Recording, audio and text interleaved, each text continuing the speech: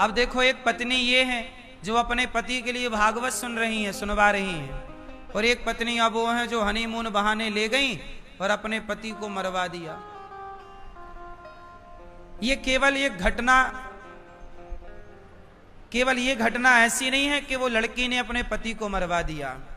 ये कथा ये बताती है कि देखो उस आदमी की क्या गलती थी, उस मर्द की क्या गलती थी। उसने तो बेचारे अपनी पत्नी ने जो कहा कि वहां चलना है तो उसने मना नहीं किया, चलो तुम्हें घुमा के, उसने ही प्लान बनाया कि अपने को वहां घूमने चलना है। और सोचो कि वो महिला जिसने पति को मारने का प्लान बनाया, वो विवाह के पहले वहां जा चुकी थी और पूरा घूम के आ चुकी थी, देख के कि कहां कहां कैसे खड़ा करके कैसे धक्के मारना, कैसे मतलब मारने की पूरी प्लानिंग कर चुकी थी। और शादी के बाद अपने पति को ले गई। राजा नाम था उसके पति का, राजी नाम है, राजा रघुवंशी। ले गई और वो देखो अब उस पति की क्या गलती थी बेचारे की। पति ने तो भरोसा किया ना भाई, कौन पत्नी अपने पति को, कौन सोच सकता है कि पत्नी मरवा देगी हमें। यदि ये विश्वास समाप्त हो जाए तो पूरी प्रकृति हिल जाएगी। यदि ये विश्वास समाप्त हो जाए तो ये पृथ्वी में भूचाल आ जाएगा। अरे दूसरा कोई मार के चला जाए तो आश्चर्य नहीं, दुश्मन मारे, आतंकवादी मारे तो आश्चर्य नहीं। वो तो मारने ही आए हैं। अभी आतंकवादी आए और जात पूछ के हिंदू हो के नहीं, मार के चले गए। उनसे तो उम्मीद क्या कर सकते थे भाई, वो तो मारने ही आए थे, वो तो आतंकी थे। पर तुम तो अर्धांगिनी थी, साथ जीने मरने की कसम खाई, और आपने शादी के महीने भर के भीतर अपने पति को आपने मौत के घाट उतार दिया, केवल इसलिए कि आपको कोई दूसरा लड़का पसंद है। तो जब पसंद ही था तो विवाह उसी से करती, फिर इसे बीच में बर्बाद करने की क्या जरूरत थी। उसकी तो जिंदगी खत्म, बेचारे को मार ही दिया। उसके माँ बाप के साथ क्या गुजर रही होगी, उस आदमी की क्या गलती थी। क्या विश्वास करना इतना बुरा है? फिर कौन किस पर भरोसा करेगा। मेरी मां एक बात बताऊं, ये जो हाल आज देखने को मिल रहे हैं ना, इससे आप ये समझो कि इंसानियत खतरे में जा रही है। आप कितना भी विकास कर लो, लेकिन मानसिकता का तो विनाश ही हो रहा है। हाँ या ना? ये मानव जाति का सबसे बड़ा ह्रास है, पतन है। इससे बड़ा पतन इंसान का और क्या हो सकता है।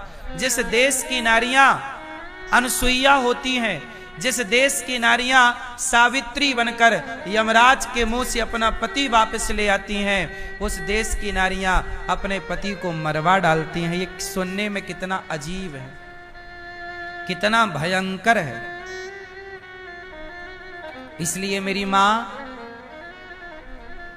आजकल का युग है कि शादी ब्याह करने के पहले अपनी बेटियों को, अपने बेटों को बहुत अच्छे से समझ लो, जान लो, परख लो।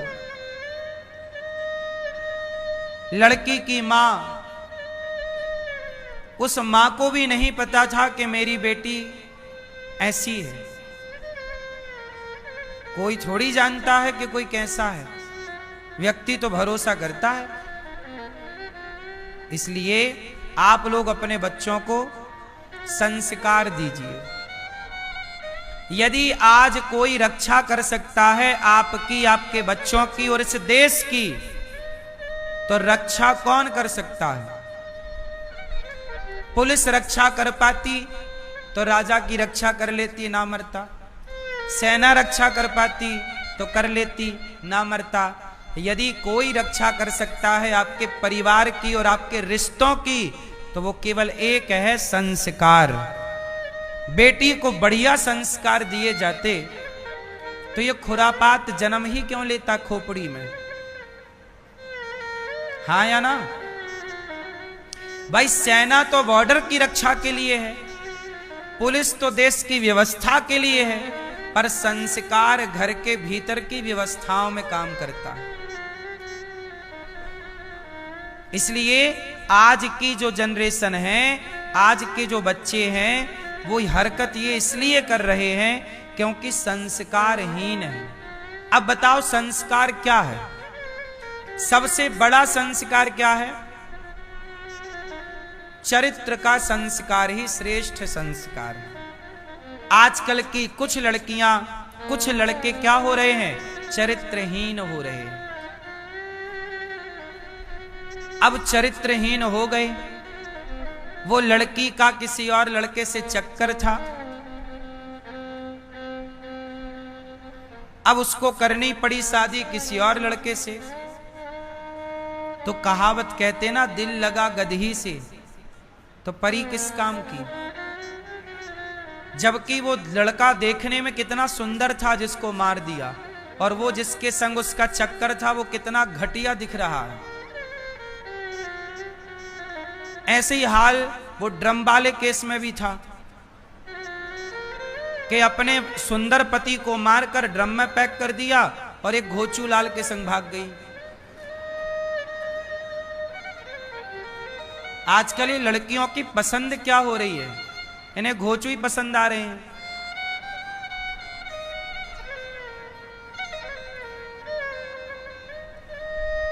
हाँ या ना?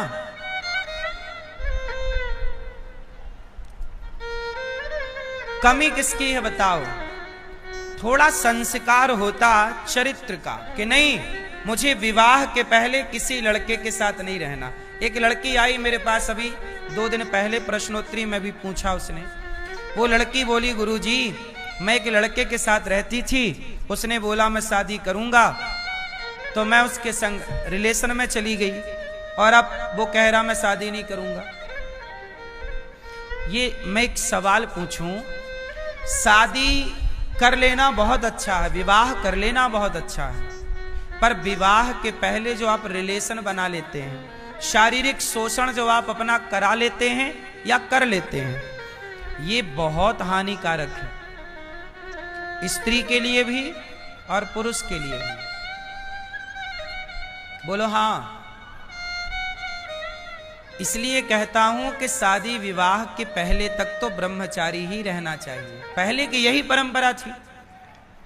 अब आज के लड़के होशियार हैं, शादी हुई नहीं पहले ही उनका मन भटकने लग जाता है और वो अपना शारीरिक पूर्ति करने लग जाते हैं। उन्हें पता नहीं है, लेकिन उसके दुष्परिणाम क्या है।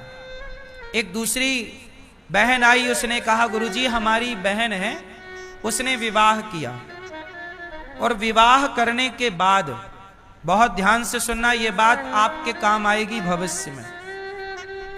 एक लड़की ने विवाह किया, विवाह के कुछ दिनों बाद पता चला कि उसके पति को एड्स की बीमारी है, एड्स है। तो डॉक्टरों को दिखाया, भाई ये कैसे हुआ?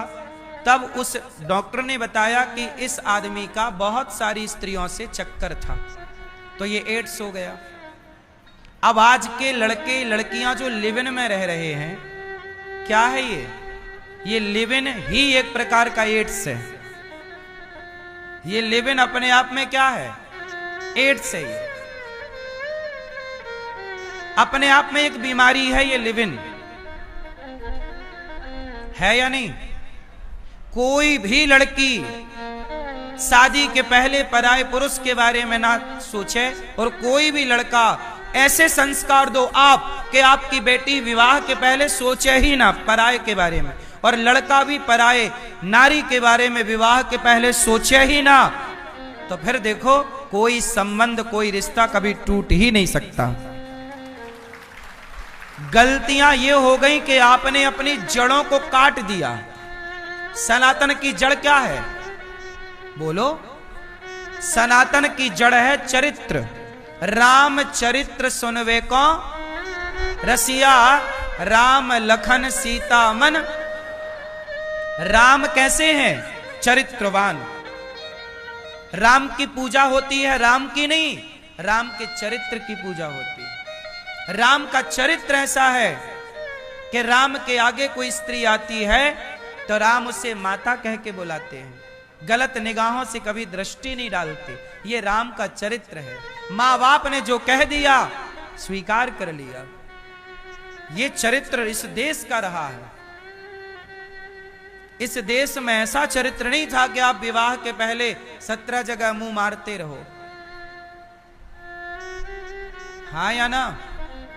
ऐसे में तो इस देश का ह्रास हो जाएगा, हमारा अस्तित्व खत्म हो जाएगा।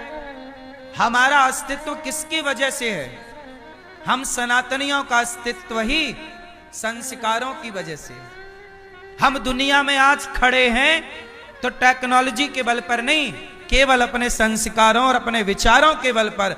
ऐसा विचार जिस विचार को दुनिया फॉलो करती है, वसुधैव कुटुंबकम, इस विचार को दुनिया फॉलो करती है। वसुधैव, बोलो वसुधैव कुटुंबकम, मतलब पूरा विश्व हमारा परिवार है। इस विचारधारा को पूरी दुनिया स्वीकार करती है। गीता के ज्ञान को पूरी दुनिया स्वीकार करती है। भारत के संस्कार सारी दुनिया में सराहे जाते हैं, पूजे जाते हैं। आज विदेशों की महिलाएं साड़ी पहनने लग गईं, मंडप गढ़ने लग गया। जो जानते नहीं कि मंडप क्या होता, तेल चढ़ता, हल्दी चढ़ने लग गई। भारतीय विधि विधान से विदेशों में विवाह चालू हो गए और भारत में विदेशों के हिसाब से ब्याह चालू हो गए। मतलब हम विदेशी महिलाएं मांग भरने लग गईं। गुड मॉर्निंग, गुड आफ्टरनून की जगह जय श्रीमन नारायण, जय श्री कृष्णा बोलने लग गईं, भगवान का नाम बोलने लग गईं, कीर्तन करने लग गई, प्रभात फेरियां विदेशी लोग निकालने लग गए। और तुम 10 बजे तक सोकर नहीं उठते। ह्रास हो जाएगा। पूरी दुनिया में 52 देश हैं, 52 से ज्यादा कंट्री हैं जो मुस्लिम कंट्री है। 206 देश हैं इस धरती पर लगभग, कुछ कम ज्यादा हो तो आप देख लीजिएगा। मैंने जब जीके पढ़ा तब 206 थे, अब कुछ घट बढ़ गए हो तो आप जानो। 206 देशों में एक भी देश ऐसा नहीं है जो हिंदू राष्ट्र हो। अभी मैं एक जगह गया तो मैंने वहां देखा कि वहां छोटे छोटे बच्चे खेल रहे थे। सारे बच्चे मुसलमानों के थे। कोई बच्चा 8 साल का था, कोई 10 साल का था, कोई 12 साल का, कोई 15। छोटे छोटे बच्चे कॉलोनी के, वहां मुस्लिम बाहुल्य क्षेत्र था तो एक खेत पर सारे बच्चे खेल रहे थे। 5 साल का बच्चा भी वहां था और 8 साल का और 12 साल का। मैंने देखा कि लगभग वहां पर 30-40 बच्चे थे। मैंने दूर से देखा, वो सारे बच्चों के सिर पर टोपी थी, जबकि बच्चे कोई 5 साल का था, कोई 10 साल का, कोई 15 साल का। सारे बच्चों के सिर पर टोपी थी। बोलो हाँ। खेल रहे थे, जबकि वो क्रिकेट खेल रहे थे, बच्चे हैं, खेल रहे थे। सबके माथे पर टोपी थी। पर तुम बताओ कि तुम्हारे बच्चे के माथे पर तिलक है, गले में तुलसी की माला है, तुम्हारे बच्चे के मुंह पे भगवान का नाम है, गीता का श्लोक है। कैसे तुम्हारा विकास होगा? तुम्हारी संस्कृति का विकास कैसे होगा? माथे पर तिलक लगाओ। हिंदू हो तो हिंदू की तरह रहो। मुसलमान का बच्चा तो नमाज पढ़ता है, तुम्हारा बच्चा गीता कब पढ़ता है? तो मुसलमानों के कंट्री हैं 52, आज 52 कंट्री है। मुझे विश्वास है कि उनकी 70 कंट्री भी हो सकती हैं, उनकी 100 कंट्री भी हो सकती है, क्योंकि वो अपने धर्म के लिए बड़े कट्टर हैं। वो अपने धर्म को प्यार करते हैं, अपनी मजहब को बड़ा प्यार करते हैं। लेकिन तुम कहां प्यार करते हो? कहां तुम्हारे बच्चे गीता से प्यार कर रहे हैं? भगवान को गाली और देते हैं, अरे भगवान कुछ नहीं होता। मुसलमान कभी नहीं कहता कि अल्लाह वल्लाह कुछ नहीं होता। पर हिंदू हजार मिल जाएंगे जो टीवी डिबेटों में बैठ करके हैं, पता नहीं हिंदू हैं कि भी नहीं, पर वो गाली भगवान को देते हैं। बोलो हाँ। इससे क्या होगा? आपका ह्रास हो जाएगा। जो व्यक्ति अपने संस्कारों को नहीं फॉलो करता, जो अपने आदर्शों पर नहीं चलता, बर्बाद हो जाता है। हिंदुओं के पतन का सबसे बड़ा कारण है कि हिंदू अपने सनातन संस्कृति को लेकर कट्टर नहीं है। मैं कहता हूं मुसलमान को कट्टर होना चाहिए अपनी संस्कृति को लेकर, ईसाई को भी कट्टर होना चाहिए अपनी संस्कृति को लेकर, लेकिन हिंदुओं को भी कट्टर होना चाहिए अपने संस्कृति और संस्कारों को लेकर। कोई समझौता नहीं होना चाहिए। कट्टरता नहीं होगी। कट्टरता का मतलब यह नहीं कि आप किसी को मार डालो, मारने की कट्टरता नहीं, गीता पढ़ने की कट्टरता हो, ईश्वर के प्रति श्रद्धा की कट्टरता हो, ज्ञान को जानने की कट्टरता हो, अपने धर्म का पालन करने की कट्टरता हो, राम नवमी कृष्ण जन्माष्टमी मनाने की, एकादशी व्रत करने की कट्टरता हो कि करेंगे। आज देखो बकरीद आती है ना, ईद आती है, तो भारत में मुसलमान कहीं भी काम कर रहा हो, कितना भी महंगा काम कर रहा हो, छोड़ करके अपने घर चला जाता है। साहब 3 दिन काम नहीं करेंगे हम, हमारा त्योहार है, बकरीद आने वाली है। लेकिन हिंदू कहां बोलता है कि आज एकादशी आ रही है भैया, आज हम भगवान का चिंतन करेंगे, आज हम काम नहीं करेंगे, एकादशी है, भगवान का भजन करेंगे, आज पूर्णिमा है, चलो आज हम काम करेंगे। नहीं, हिंदुओं के अंदर कोई कट्टरता नहीं है। वो जानते नहीं कब एकादशी आई, कब चली गई, लेकिन उन्हें पता है, छोटे बच्चे को भी पता है कब बकरीद आने वाली है। सारे मुसलमान संगठित हैं, एक आवाज में दौड़ जाते हैं, पर तुम हिंदू आपस में लड़ते रहो जातियों के नाम पर। सिर्फ लड़ना है आपको, यही पतन का कारण है। याद रखो कश्मीर को सारे पंडित खदेड़े गए थे, आज तक नहीं बस पाए। बोलो हाँ। सरकार